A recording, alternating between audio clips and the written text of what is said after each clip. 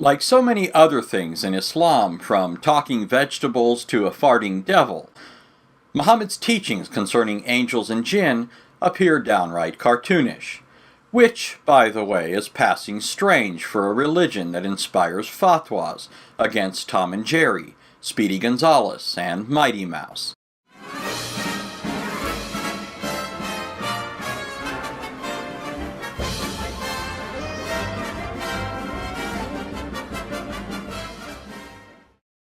You may think innocently about cartoons.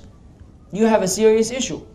Shirk is shirk, magic, shirk, all kinds of things are integrated. They are subliminal messages within every single cartoon you can imagine.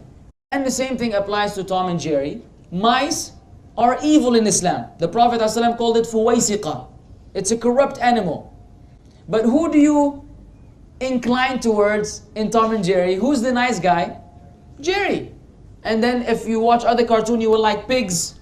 They always choose the pig to be the hero and all kinds of stuff, and you start hating things which are beloved to Allah. You like dogs and mice and pigs, and you hate cats and so on and so forth. This is actually the very opposite of our religion. You may say this is something that is insignificant. Ya akhi, who cares? It's all animals anyways. I don't like any kind of animal. But you cannot think this way. If this is your first foray into the madcap mind of Muhammad, then you're in for a real eye-opener.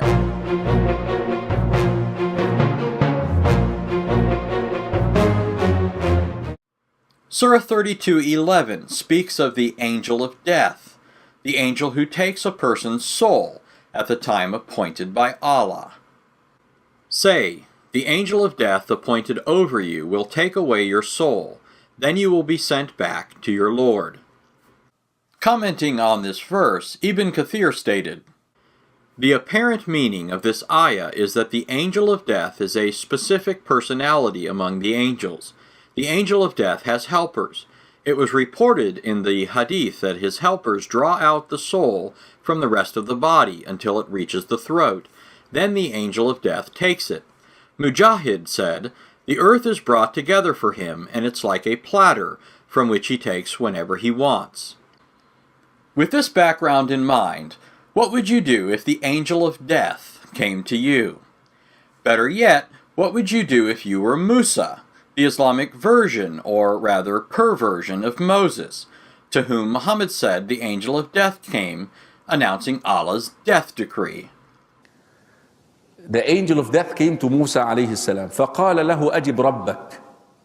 The angel of death came to Musa to take his life. He said to him, answer your Lord. If you were Musa, would you submit to Allah's decree, because that after all is what it means to be a Muslim, and prophets are supposed to be sinless? Or would you punch the angel of death in the face, gouge out his eye, and send him back to Allah with his eye dangling from his head by his optic nerve like a tether ball? In order to answer this question correctly, all you have to do is ask yourself a further question. Which of these two answers sounds more outlandish? Which is just another way of asking, which of these two answers sounds more like something Muhammad would say? The idea that Musa gave up his life willingly and the angel of death took it without any difficulty, or the idea that Musa punched him in the face and the angel of death proved to be a one-hitter quitter? Now, if your answer is the former, then you've probably been getting your knowledge of Islam from Hollywood actors or from Western apologists for Islam. If your answer was the latter, then you've probably been reading Islam's primary sources, or at least watching our videos. The angel of death came to Musa to take his life. Musa punched him in his eye and knocked his eye out.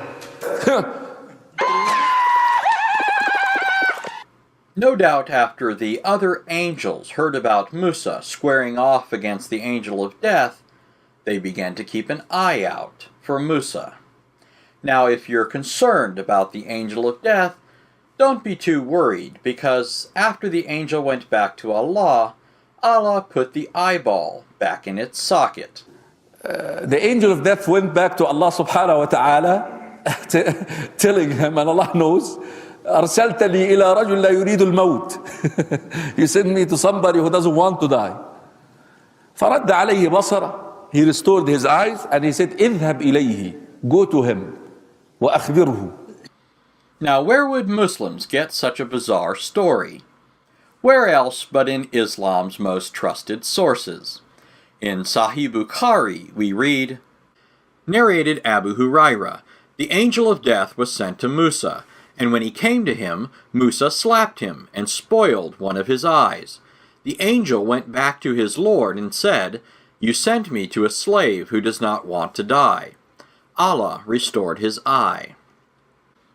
And in Sahih Muslim it says, it was narrated that Abu Huraira said, the angel of death was sent to Musa, and when he came to him, he slapped him and put out his eye. He went back to his Lord and said, you sent me to a slave of yours who does not want to die. Allah restored his eye.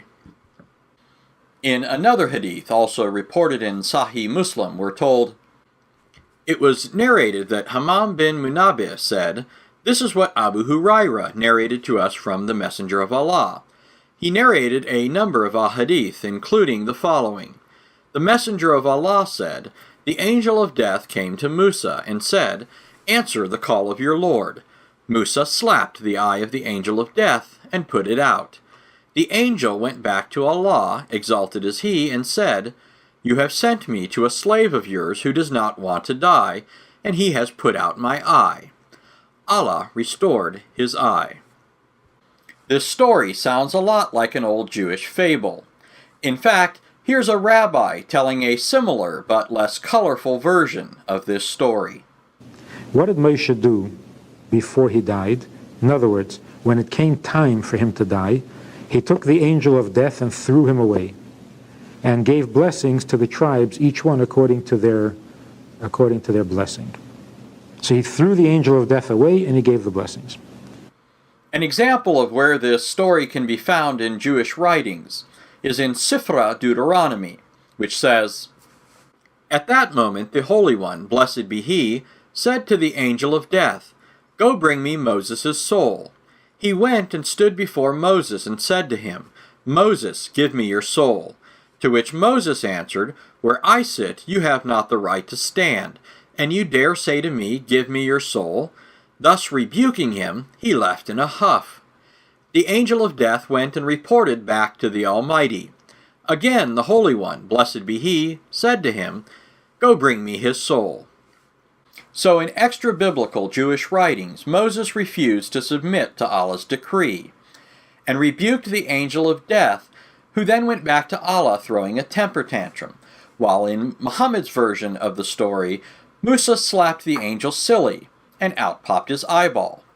Now, if you're wondering why Muslims would accept an obvious Jewish fable, filtered of course through the fertile imagination of Muhammad, in whose hands it became all the more ridiculous, the simple answer is because Muslims are taught not to use rationality or their intellect, but to be good little pupils of Muhammad. And a lot of people, by the way, a lot of the people with the rational, even so the hadith al-Bukhari wa Muslim, hadith sahih, the people who use intellect, rational, go like, Ya akhi, what is this?